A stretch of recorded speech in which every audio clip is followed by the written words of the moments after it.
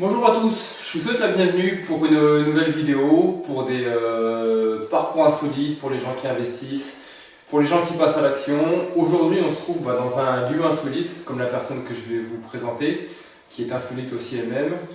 C'est une personne qui a décidé de se lancer dans l'investissement immobilier, mais pas comme les autres. Il a décidé de construire tout lui-même, de construire ça, on va dire même ses propres maisons lui-même.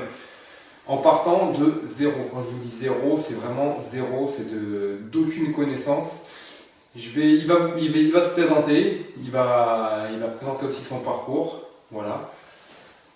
Fred, enchanté. Content de te recevoir, content de venir chez toi dans ta maison qui est en pleine construction. Je vais te laisser te présenter pour les internautes, comment tu t'appelles, que fais-tu dans la vie, d'où tu viens, en quelques mots. D'accord. Écoutez, bonsoir tout le monde. Donc moi c'est Fred, donc un ami de Goulven, c'est connu chez les pompiers. Donc moi je suis mécanicien, sapeur-pompier volontaire, et c'est vrai que j'ai construit ma maison en partant de rien. Pour la simple et bonne raison, c'est que financièrement, il était impossible pour moi de prendre un constructeur et de construire une maison neuve. Financièrement, ça passait pas. La seule solution que j'ai trouvée, c'était de la faire moi-même. Donc, je dirais que ça a été plutôt dur moralement au début, parce qu'on m'a vraiment pris pour un fou. Alors, pour en revenir un peu à tout ça, donc, comme tu l'as bien dit, qu'est-ce qui a été l'élément déclencheur de vouloir construire ta maison? Alors, tu nous as parlé des finances, tu n'avais pas les finances qu'il fallait, mais pourquoi, quelle a été cette philosophie? Qu'est-ce qui t'a amené à construire ta première maison? Enfin, avant de construire ta première maison, qu'est-ce qui t'a fait? Je vais construire ma première maison. Quel a été le déclic? Le déclic, c'est que je pense que tout le monde aujourd'hui a le rêve d'un jour avoir une maison. Ouais. Donc moi j'avais acheté un appartement à l'époque et voilà, mon rêve c'était d'avoir la maison comme tout le monde. Le souci c'est que financièrement ça bloquait, ça ne pouvait pas. Et ensuite j'ai regardé plusieurs émissions sur j'ai construit ma maison. Ouais. Donc ça c'est des petites choses que j'avais mis de côté un peu dans ma tête. Et puis j'en ai commencé à en parler un petit peu autour de moi. Et là, c'était le drame, parce qu'on m'a dit t'es complètement fou et t'y arriveras jamais. Parce que quelles étaient tes connaissances dans la maçonnerie? Alors j'avais posé un peu de papier peint, du parquet, j'avais fait un peu de peinture au plafond. Voilà. Bon, je suis mécanicien, donc je dirais que. Tu sais te servir la tête. Voilà, c'est ça rien. Le niveau maçonnerie, couverture, charpente. Strictement rien à voir. Rien à voir. Et non, ça t'avance, tu t'es pas dit. Et je me suis dit, si tu veux avoir une maison, t'as pas le choix, il faut la construire toi-même. Donc j'ai été naviguer un petit peu sur internet, enfin un petit peu, même beaucoup. J'ai passé des heures et des heures. On s'aperçoit qu'en cherchant bien, on trouve toutes les questions et nos réponses. Et puis voilà, j'étais jeune, j'avais vraiment envie de réaliser mon rêve et je me suis lancé. Alors t'étais jeune, qu'est-ce que t'appelles toi? T'avais quel âge quand t'as commencé? Alors donc c'était. Quelle était ta situation personnelle? Alors j'avais pas d'enfant, j'avais. Célibataire, en couple? Ouais, non, en couple. T'étais en couple déjà? J'étais en couple. Donc d'ailleurs, pareil, ma femme m'a pris un petit peu pour un fou. Quand je lui ai dit écoute, on va la construire nous-mêmes puisqu'on peut pas prendre de constructeur. Peut-être t'avais combien à l'époque financièrement? Tu disposais de À l'époque, je disposais d'environ 60 000 euros. D'accord, oui, c'est 60 000 euros. C'est toujours bien, mais c'est que c'est un peu léger pour une maison. Exactement. Donc ce que j'ai fait, c'est que j'ai commencé par faire des devis de matériaux. Donc à m'enseigner combien il fallait de parpaing, combien il fallait de béton, combien il fallait de tuiles. Donc voilà, j'ai cherché sur internet, j'étais chez des professionnels, faire des devis. Une fois que j'ai eu mes devis, je suis tombé pile poil à 60 000 euros. Et à cette époque-là, tu ne me l'as pas dit, mais t'as quel âge? C'était en 2007, alors c'est une bonne question, donc ça fait 9 ans. 26 ans. Ouais, 26 ans, exactement. 26 ans, tu te lances, l'idée a mûri et tu te lances dans la construction de ta première maison à 26 ans avec strictement aucune connaissance. Rien du tout, j'avais posé du papier peint. Donc là, tu vas voir ton ami Google. Je vais voir Google. Google m'apporte pas mal d'informations. Ouais. Au fur et à mesure du temps que je me lance vraiment dans ce projet-là, eh ben, j'en parle, je fais des rencontres. Ça n'a pas été trop dur d'en parler?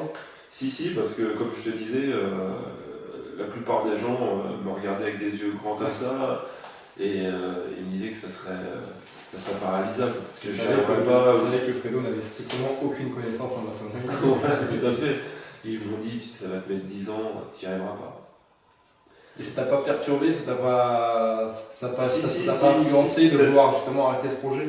Si, mais j'en ai un qui m'a suivi quand même. C'était mon beau-père. Ouais. Et, Il a cru en toi, il a cru au projet. Ouais. Il m'a poussé aussi et du coup il a participé, hein. Il a beaucoup travaillé aussi sur ce projet-là avec moi. Là. Et donc du coup c'est vrai que je me suis plus retrouvé tout seul mais avec une deuxième personne. Et là c'était vraiment Ça t'a motivé. plus facile de me lancer. Ouais. C'était ton élément moteur pour y aller. Tout à fait, oui. Parce que quand on dit j'ai construit ma maison seule, non c'est pas vrai. Hein. Il faut quand même du monde. Il faut quand même des bons copains. C'est là que d'ailleurs on voit quels sont les bons et les moins bons. Ouais, parce que ça demande du temps, Voilà, ça demande du temps. Sacrifice. Ouais, j'ai eu de la chance, j'ai des bons copains et tout le monde est venu mettre la main à la pâte. Et voilà, j'en ai parlé et puis ça y est, c'est parti. On fait le premier trou sur le terrain là, avec la pelle. Là. J'avais mon oncle qui était pelleur, donc ça m'aidait un petit peu. Et puis voilà, on coule les fondations, on met la ferraille, on regarde sur Google comment attacher la ferraille, qu'est-ce qu'il faut mettre comme ferraille. Et puis la maison, on monte petit à petit. Et les plans de la maison, comment tu les as fait? Tu es passé par un architecte? Non, voilà. Il faut savoir qu'une maison qui fait moins de 170 mètres carrés, tu n'es pas obligé d'avoir un architecte. Donc les plans, c'est moi qui les ai faits avec mon beau-père Pascal. Et tu as pompé des plans déjà existants sur voilà. Internet, tu t'es inspiré de d'autres plans? Tout à fait, ouais. Alors moi j'ai pris celui de mon beau-père, parce que sa maison avait été construite il n'y avait pas si longtemps que ça. On était un peu sur les mêmes bases. Lui il touche un petit peu en informatique, moi pas trop, donc il a changé de 3 fenêtres, mis un garage. Et il a fait les plans, c'était envoyé en mairie. En mairie, c'était accepté. Et à partir de là, j'ai pu commencer les travaux. On revient un peu en arrière, donc tu me dis, tu as 50-60 000 euros d'épargne. Oui. Et comment tu fais pour avec 60 000 euros d'épargne pour construire une maison? Parce qu'il y a la maison, mais il y a aussi le terrain. Donc comment tu finances un terrain et une maison avec 60 000 euros? Ouais. Alors ça c'est compliqué. Et j'ai connu le cas, donc ici c'est la deuxième maison qui m'appartient, que je monte. Et c'était assez compliqué au niveau des banques. Alors moi je connais l'histoire, mais bon, je sais qu'il y en a qui veulent la connaître parce que c'est quand même une histoire anecdotique. Ouais, C'est vraiment une histoire magique. Donc racontons un peu l'histoire du terrain, des rendez-vous avec les banquiers. Moi c'est ça qui m'a plu. Donc ce qui se passe, c'est que j'ai un appart qui est en vente, qui va être vendu avec un compromis. Ouais. Donc j'ai un remboursement de mon crédit qui va se faire avec un apport de 60 000 euros. Je trouve le terrain, donc le terrain qui est celui de mon beau-père justement. D'accord. Et je me présente à la banque en lui disant voilà, j'ai trouvé un terrain. Donc le terrain, je peux faire le crédit sur le terrain, il n'y a aucun souci, ça passe. Je suis tout seul à l'époque parce que ma femme est encore à l'école. D'accord. Donc j'emprunte, je peux emprunter, je ne dépasse pas mon endettement, je suis dans les clous nickel, un CDI. Le terrain, combien te le vend le beau-père? 123 000 euros. D'accord. 123 000 euros. Donc tu vas emprunter 123 000 euros à la banque. Tout à fait. Pas un centime de plus pour les travaux, une enveloppe travaux. Voilà. J'ai les frais de notaire qui sont mis de côté. D'accord. Et j'ai mon apport de 60 000 euros. Donc pas de souci, ok, vous achetez un terrain. Et ensuite, voilà la question du banquier qui me dit et la maison, comment on la finance? Donc je lui explique que je la finance avec mon apport de 60 000 euros. Là, le banquier connaît un petit peu les prix d'une construction. Et il me dit, mais qu'est-ce que vous allez construire à 60 000 euros? Vous allez acheter des maisons en bois? Je dis, non, ça sera une maison en dur. Il me dit, ah ouais, mais écoutez, 60 000 euros, ça me paraît vraiment pas cher. Et il me faut des devis. Donc là, il me demande les devis d'un constructeur avec une maison à 60 000. Forcément, j'ai fait les devis, je sais que le moins cher que j'ai eu, c'était juste la carcasse et on est à 90 000 euros. Donc je sais qu'au niveau de mes devis et mes facturations, ça passe pas. Donc j'y vais franco et je dis la vérité à mon banquier en lui disant que les 60 000 euros, c'est juste ce qui va me coûter en matériaux. Que j'ai tout calculé, et voilà, c'est le devis des matériaux, et que c'est moi qui vais monter moi-même cette maison. Et là, le banquier rigole un petit peu comme toi, là. Enfin, au début, il rigole, et puis je les connais, les banquiers. En me disant, oh là là, attendez, monsieur Pellerin, mais vous êtes du métier? Je dis non, pas du tout.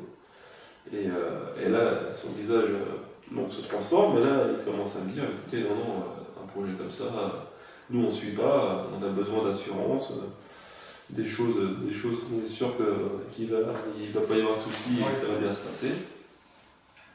Moi je lui réponds que cette maison sera beaucoup plus costaud que celle qui vous vendent montée en 8 mois parce qu'on ne respecte pas les temps de séchage du béton et tout ça. Ouais. Et malgré ça, le banquier il me dit non, mais écoutez, moi je ne peux pas vous suivre pour ce projet-là. Alors là, comment? Ça, je sors de la banque un peu en colère parce que ça fait des années que je suis chez eux.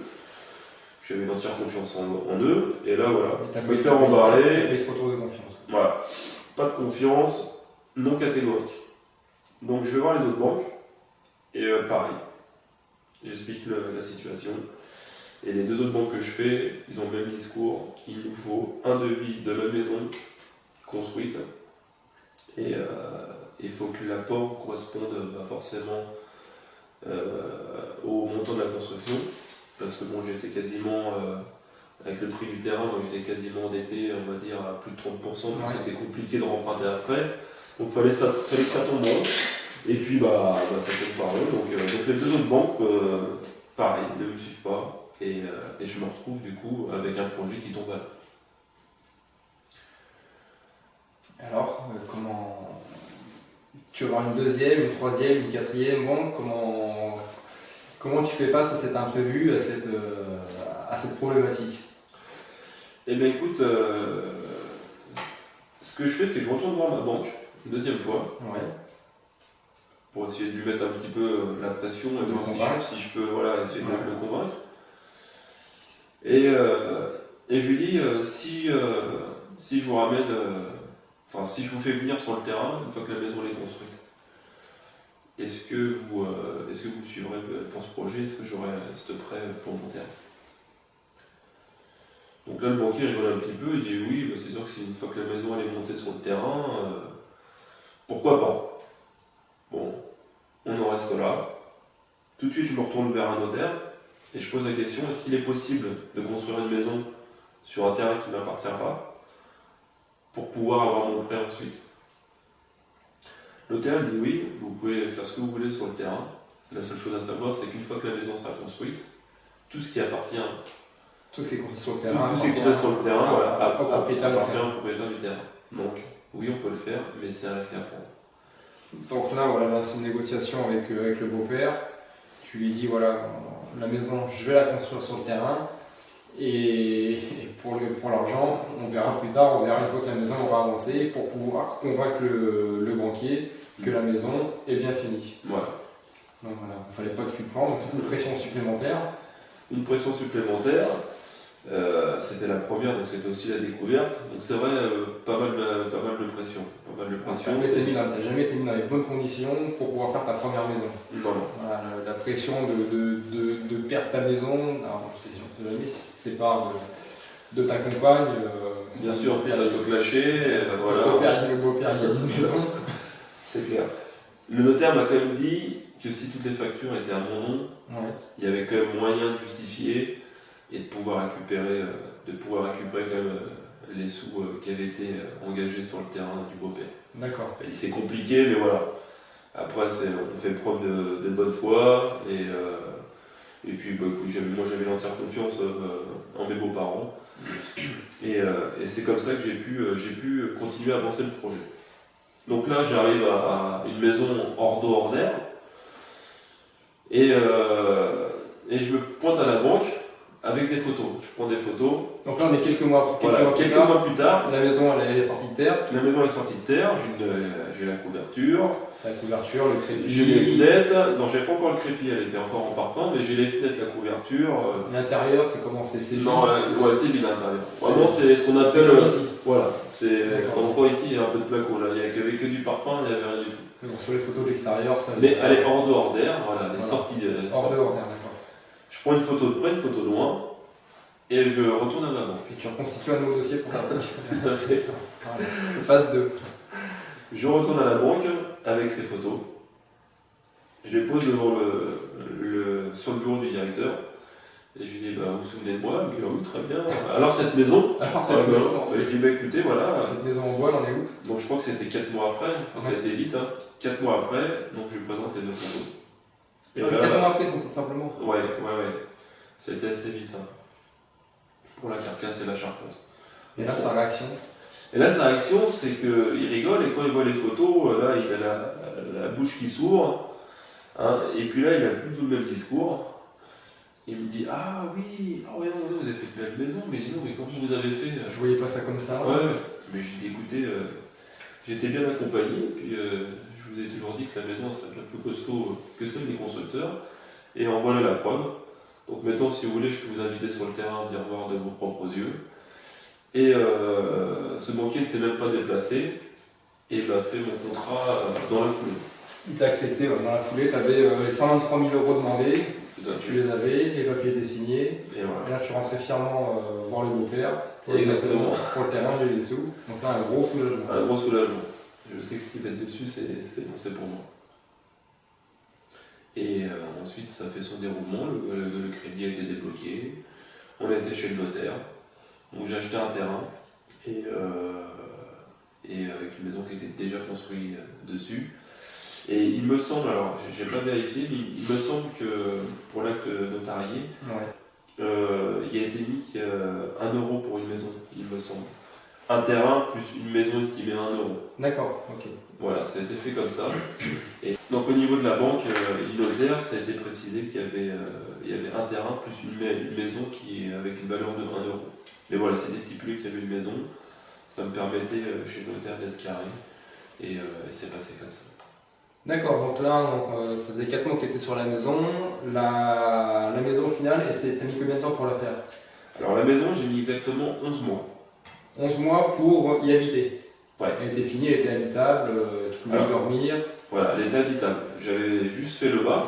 D'accord. Parce que j'avais laissé les combles en haut, mais j'avais pas d'enfant, donc le bas suffisait largement pour nous. Les extérieurs n'étaient pas encore faits. J'avais récupéré de la grave pour faire des allées et mettre autour de la maison, mais sinon elle était habitable. J'avais l'eau, l'électricité. D'accord. J'étais dans cette maison et on y a vécu 11 mois après. D'accord. Et ma question, pour nous parler un peu de la maison, dans ce projet où tu es parti tout seul, parle-nous un peu de la maison, la superficie, c'est quoi? C'est une maison qui fait 80 mètres carrés, 90, 100, 150? Alors nous on est parti sur une maison de 122 mètres carrés habitable. D'accord.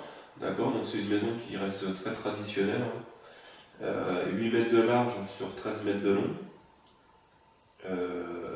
Avec des combles aménageables. C'est, on va dire, les maisons, on va dire pas premier prix, mais on est vraiment sur de la maison vraiment de base. Je l'ai vu ta maison, tu m'as invité chez toi, ça reste quand même une belle maison. Voilà. Avec de belles surfaces, une maison moderne. Bon, je trouve que c'est vraiment une belle maison que tu as faire. Voilà, une maison pour 4 personnes, on est 4. Et c'est très bien, ça nous convient très bien. C'est une maison qui est sous vide sanitaire en plus. Donc ça c'est pareil, c'était un peu compliqué parce que je ne savais pas ce que c'était un vide sanitaire au début. J'ai dû tout apprendre. J'ai dû tout apprendre, mais bon, ça permet de gagner en isolation et de faciliter tout ce qui est plomberie et électricité par la suite. L'avantage qu'elle fasse 8 mètres de large, c'est que au niveau charpente et maçonnerie, ça reste une maison simple à construire. D'accord. Il n'y a pas besoin d'avoir des renforts dans la maison, avec des linteaux, des IPN. C'est vraiment 4 murs, montés en parpaing, Et ensuite, c'est ce qu'on appelle des charpentes industrielles, ou est-ce que c'est des fermettes? C'est des grandes fermes, vous appelez ça des fermettes. Il y en a 22, il y a un plan de montage. C'est assez simple à monter, ça fait un petit peu peur, mais c'était assez simple à monter. Donc pour résumer le tout, donc pour résumer un peu l'aventure de Fred, vous voyez, voilà, il est parti de zéro. Voilà, il a rencontré que des problèmes durant son projet. Premier problème, il n'est absolument pas du métier. Deuxième problème, il n'a pas le financement d'une banque. Troisième problème, il prend le risque quand même, malgré tout ça, de faire construire sa maison sur le terrain qui ne lui appartient pas. Alors certes, ça reste quand même le terrain du beau-père, mais bon, tu n'étais pas marié à l'époque, il n'y avait aucun contrat, il n'y avait rien du tout. Donc voilà, vous savez aussi bien que moi que les couples, ça peut casser d'un jour ou l'autre, d'un moment à un autre, donc énormément de risques. Mais malgré tout ça, il avait un projet, il avait un rêve, il avait envie de se battre pour ce rêve, et ouais, il n'y avait rien. Voilà, il n'y avait rien autour de lui, il n'y avait aucun parasite qui pouvait l'en empêcher, qui pouvait lui dire qu'il n'y arriverait pas. Voilà, il était déterminé. La volonté, son état d'esprit, sa philosophie de vie, voilà, il n'a pas eu peur de se retrousser les manches, il a fait le tour autour de lui des gens qui pouvaient l'aider, donc Internet, Google, les amis. Voilà, il a cherché, et au final, 11 mois après, seul avec tes amis, tu as réussi à faire sortir de terre une maison de 122 mètres carrés, donc c'est quand même une petite maison. C'est un 4 pièces, 3 chambres, un grand salon, cuisine ouverte. Donc voilà, pour ceux qui veulent se lancer dans un projet fou, alors ça reste vraiment un projet très très fou. Là c'est du très très haut level. Mais voilà, il n'y a pas de limite. Il n'y a pas de limite à vos rêves, il n'y a pas de limite à vos projets. Fred en est la preuve. Et voilà, mais l'histoire elle s'arrête pas là, l'histoire elle continue, parce que moi il aurait pu être dégoûté de sa première construction. Je pense que tu as dû avoir peut-être des contre-coups après. Oui. Bon, je pense que ça n'a pas dû être rose tous les jours la construction pendant 11 mois, parce que pendant 11 mois, c'est sûr, c'est des sacrifices. Ta femme, tu la voyais peut-être pas tous les soirs, c'est tous les week-ends sur le chantier. C'est énormément de travail. C'est comme tout rêve, voilà, c'est comme tous les rêves, mais il faut se battre, il faut se retrousser les manches. Fred a excellé dans ce domaine. Donc, 11 mois pour la finir. Et après, il se passe quoi? Après, est-ce que tu as réellement le projet de vouloir construire une deuxième? Quels sont, à la fin de ces 11 mois, dans quelle optique tu te trouves? Alors l'optique, c'est vrai qu'il y a quand même un après-coup. Hein. C'est un peu bizarre d'avoir une vie. J'étais déconnecté pendant ces 11 mois. Hein. C'était la maison, que ça en tête. Et puis quand ça s'arrête comme ça, du jour au lendemain que c'est fini, et ben il y a comme un vide, il y avait quelque chose. C'était assez spécial. Pour être franc, je m'étais pas dit allez tu t'en referas une deuxième.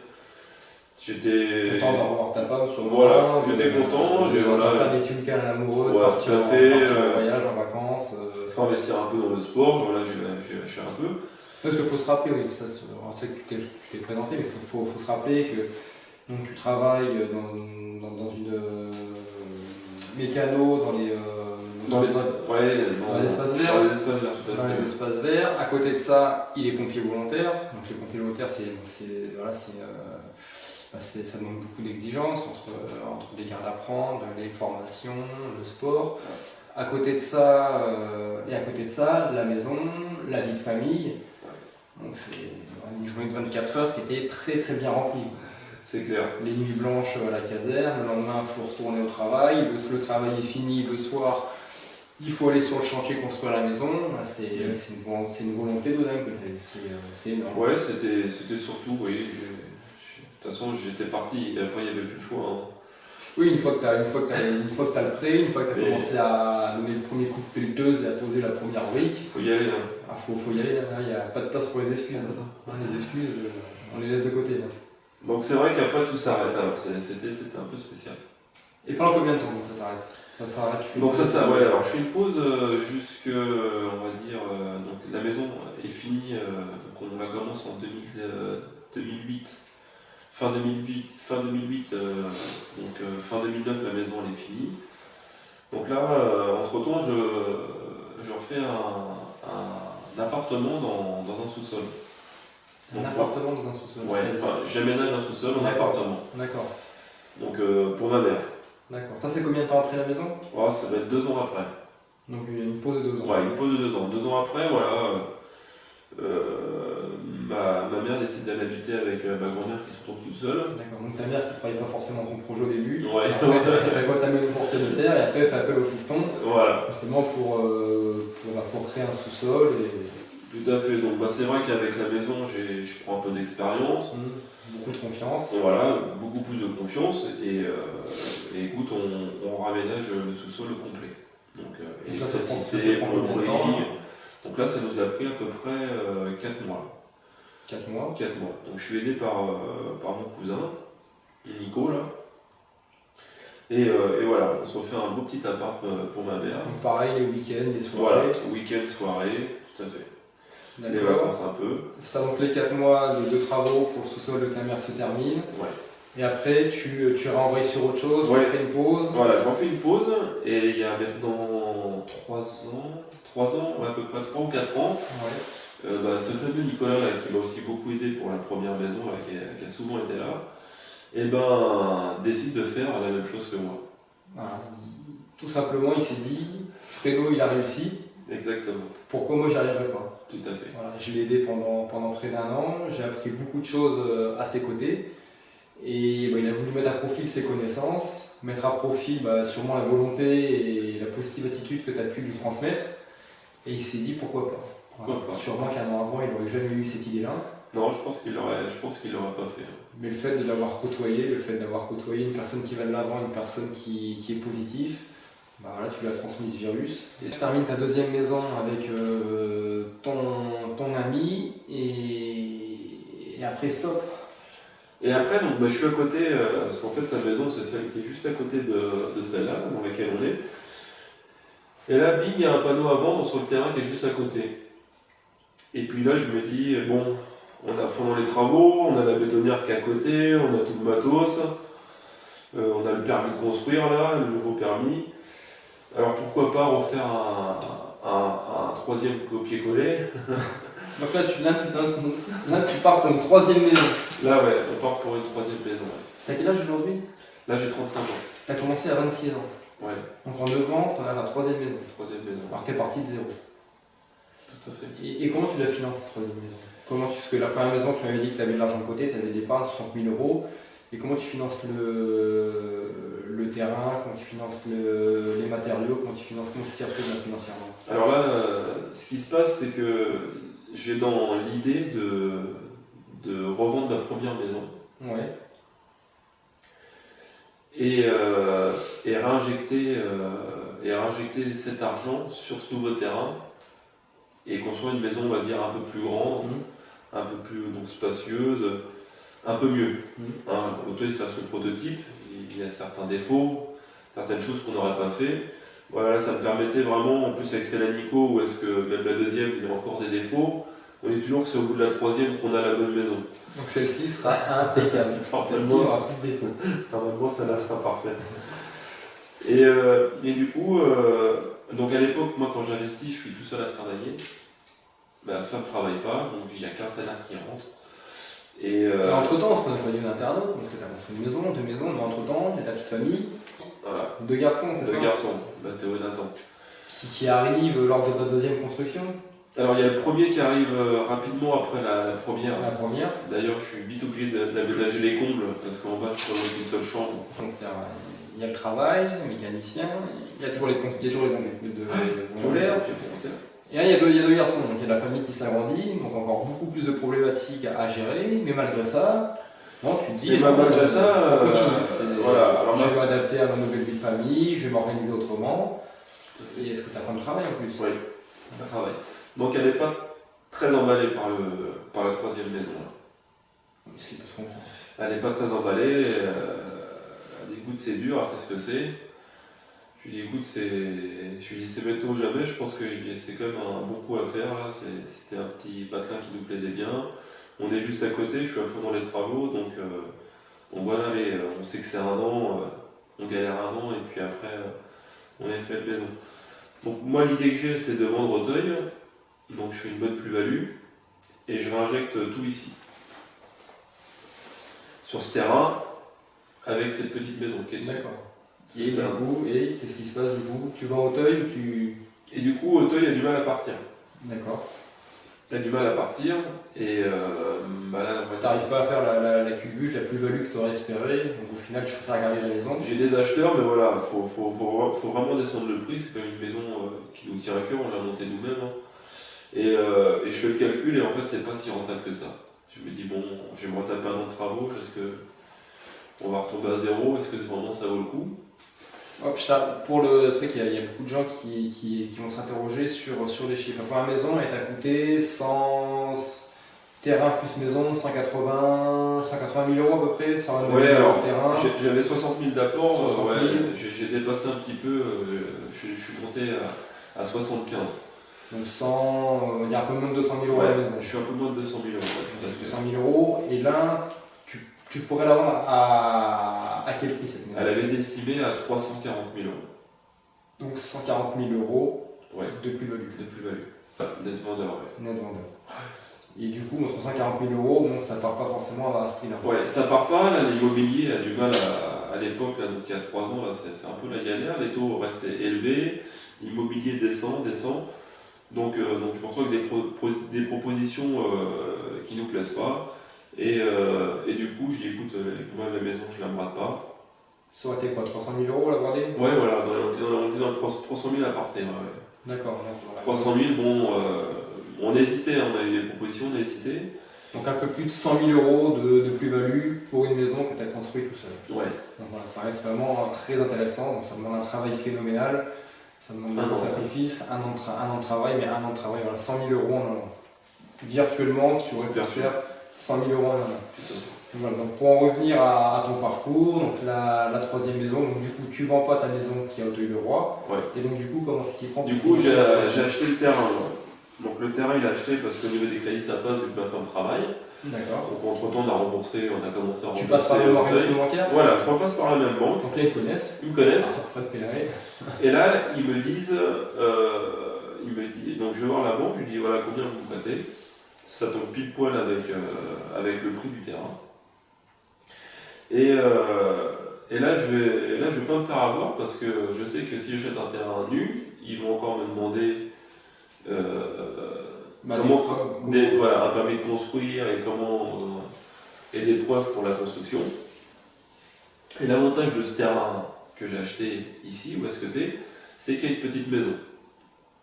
Une petite maison préfabriquée. Et sur le compromis de vente, et sur l'acte notarié, cette petite maison apparaît. Voilà, en tant que construction IDEFI. D'accord. Donc rappel une construction IDEFI pour ceux qui ne connaissent pas. Donc voilà, c'est une moyenne de construction soulevée de terre, quoi. D'accord. Je sais pas, ouais. Donc le fait que les banquiers voient qu'il y a déjà un bien sur la propriété. Tout à fait. Il y a une construction. Il y a une construction, donc ils ne se posent pas de questions. Pour eux, la construction, elle peut être habitable. Donc ils ne se posent pas la question de savoir combien de mètres carrés elle fait, de quoi tu vas en faire. Pour eux, il y a une construction qui est susceptible d'être habitée. Donc ils te financent le terrain. Ils financent le terrain, sans problème. Et après, je suppose que tu te demandais dans l'autre travaux, justement pour la maison. Donc voilà. Alors après, l'objectif, c'était d'avoir l'argent d'Auteuil pour la maison. Pour la maison. Donc là, entre-temps, je ne l'ai pas. Et bon, on a un peu de sous de côté, on a une petite enveloppe. Et on repart sur les travaux de la petite maison. D'accord. Et on se dit, cette petite maison, eh ben, on va la réhabiliter, on va la rénover, on va la mettre en location. Et cette maison-là donc, sera louée, sera à nous. Ça nous fera une rentrée d'argent. C'est un grand terrain qu'on a. Pourquoi pas ensuite le diviser, revendre une partie. Ouais. Il y avait des possibilités. Et donc, je pars donc, au mois de mai donc de cette année. Non, en 2016. et je retire, je fais tout tomber de la petite maison. Donc tu casses tout finalement. Voilà, je casse tout, je garde juste les fondations et c'est reparti. Parpaing, couverture, enfin charpente, couverture. Et c'est reparti pour passer toutes tes soirées à construire cette maison, tous les week-ends. Tous les week-ends. Et là on en est où aujourd'hui? Et aujourd'hui, écoute, qu'elle est sortie de terre. donc là, mai c'est assez rapide à sortir de terre. Je me suis un peu fait aider au niveau de la maçonnerie. Là. J'ai pris 2 maçons avec moi. Parce que qui dit location dit plus vite c'est loué, et ben, plus vite je vais rentrer d'argent. Donc autant se faire aider parce que ce que je vais gagner en loyer, bah, c'est ce qui me finance en gros les ouvriers que j'ai pris. Donc là j'ai demandé de l'aide pour la maçonnerie. Et à l'heure d'aujourd'hui, bah écoute, toi, là je suis en train de finir de poser le placo, c'est bientôt fini. Toute l'électricité est passée. L'étage c'est pareil, le plancher est posé. Et tu penses à terminer quand cette maison concrètement? Ouais, disons, allez, 3 mois, il doit passer 3 mois de travaux. Donc ça aura fait combien? Tu as commencé en mai? Ouais, mais. Mai, juin, juillet, août, septembre, octobre, novembre, décembre. Voilà, 9-10 mois. Voilà, 9-10 mois. Je vais être à peu près au même temps que Cotonou au bras. J'ai eu un petit peu moins d'aide quand même pour la deuxième. Parce que mine de rien, dans mes amis, tout le monde a grandi, tout le monde a des enfants. Bien sûr. Et puis je peux pas non plus demander à tout le monde de venir m'aider à chaque fois.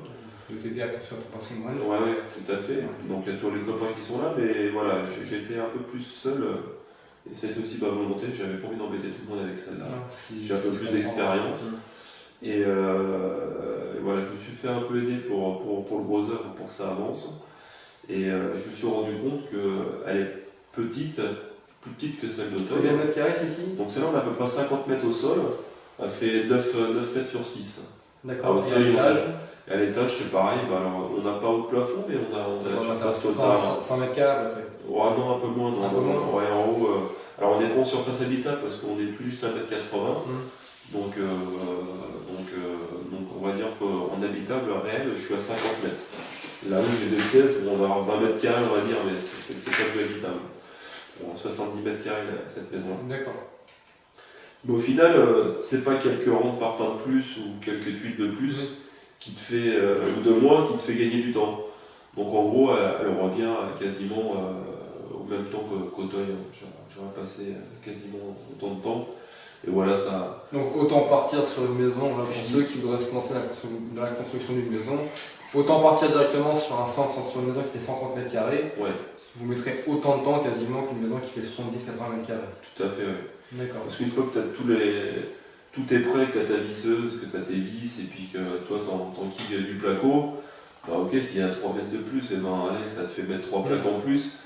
Et voilà. C'est pas forcément plus cher dans le budget, c'est vraiment le terrain qui coûte cher. Ouais, bon, s'il y a quand même, s'il y aura quand même, ça sera forcément plus cher, mais pas forcément beaucoup. Pas beaucoup plus par rapport au mètre carré existant, c'est ce que je veux dire. Et au niveau du temps, on ne gagnera pas plus de temps non plus. Donc autant partir vraiment sur des modes base, sur du 8. Donc une troisième maison qui va bientôt se terminer, premier trimestre 2017. Exact. Après ta femme va être content et tes enfants vont être contents de retrouver papa à la maison. Oui. Donc après tu vas pouvoir souffler à nouveau. Je sais que tu as plein d'autres projets, mais bon, on s'en verra sûrement pour une autre vidéo pour la suite. Parce que quand on a construit déjà 3 maisons, qu'on est ambitieux comme Fred, l'ambition elle ne s'arrête pas à la fin d'un projet. À la fin d'un projet, on repart pour un nouveau projet. Que ce soit un projet de construction ou un autre projet, parce qu'après on a une ouverture d'esprit qui est très large. Mais après, voilà, on y va peut-être qu'il y aura d'autres projets qui seront autres que l'immobilier ou autres que tout ça. Mais voilà, c'était un message. Voilà. Je voulais vous faire partager cette interview, son parcours, parce qu'il est vraiment parti de zéro, comme il vous l'a dit. Il savait uniquement faire de la peinture, poser de la tapisserie, et malgré les connaissances qu'il n'avait pas, mais il s'est quand même dit, je vais construire ma maison. Voilà. Alors, il y a sûrement eu peut-être un côté naïf au début, mais voilà, la naïveté, comme moi j'ai pu l'avoir au début de mon parcours immobilier, c'est ce qui fait avancer. C'est en tout cas ce qui nous empêche d'avoir des obstacles. Comme pour mon parcours, il a connu aussi beaucoup de galères, déjà des gens qui croient pas forcément cru en lui, mais ça fait partie du jeu aussi. Les parents, ils croient, je pense qu'il était là aussi pour protéger, pour mettre en garde par rapport au chantier par rapport à ce que ça représentait, voilà, ce qui est compréhensible. Voilà, faut pas s'arrêter, faut vraiment être sûr de ce qu'on est capable de faire, faut vraiment être sûr de sa volonté. Et après, rien n'est impossible. Voilà, Fred en est l'exemple. Fred, voilà, j'ai été content de partager ton expérience. Parce que faut savoir, Fred, je le connais, ça fait plus de 10 ans. Mais moi, quand il m'a présenté son projet, qu'il allait construire sa maison tout seul, moi, ça m'a pas forcément étonné. Parce que moi, j'étais déjà parti aussi dans les projets, dans mes rêves et tout. J'avais commencé à mettre plein de choses en place. Moi, j'étais persuadé que Fred était du métier, était touché dans la maçonnerie. Et en fait, il m'a raconté son histoire il y a 2 semaines en fait. Il y a 2 semaines, j'ai appris qu'en fait, réellement, il avait tout cherché sur Google. Voilà, sa femme m'a raconté plein d'anecdotes, que la veille de poser des parpaings, il allait sur internet regarder comment poser des parpaings. Enfin, tu sais qu'il a passé des soirées sur internet. Ouais, j'ai beaucoup regardé internet. Pour savoir comment couler du ciment. Enfin, c'est impressionnant. Et voilà, ce partage de connaissances, ce partage de la volonté, de la motivation, ça m'a énormément plu. Ça m'a aidé à continuer moi mes projets. Donc je sais que tu aideras sûrement énormément d'internautes. Il y a énormément d'internautes qui vont retrouver de la volonté et de la motivation grâce à ton interview, grâce à ton parcours. Et je tenais moi à t'offrir mon livre, mon parcours, que tu connais, parce qu'on en a parlé longuement en caserne, on a parlé longuement d'immobilier. Donc voilà, pour ceux qui ne connaissent pas le livre ou qui viennent de découvrir cette vidéo, donc c'est mon parcours en immobilier, comment je me suis constitué un patrimoine de plusieurs millions d'euros, avec un salaire de 1 750 €, voilà, aux éditions Maximum. Voilà, Fred. Merci, Nouvelle. Voilà, c'est pour toi, un échange de connaissances, un échange de motivation et de volonté. Et voilà, comme je l'ai dit tout à l'heure, n'hésitez pas à faire tourner cette vidéo auprès de vous, de vous en servir comme de motivation, même si ce n'est pas forcément pour construire une maison. Tout projet, toute motivation sera bonne à prendre pour vos futurs projets, pour vos futures ambitions. Et je vous dis à bientôt pour une prochaine vidéo. Bye bye. Ciao. Fred. Merci beaucoup. À bientôt. Et puis bravo aussi à toi. Merci, c'est gentil. Parce que, faut le faire ça aussi.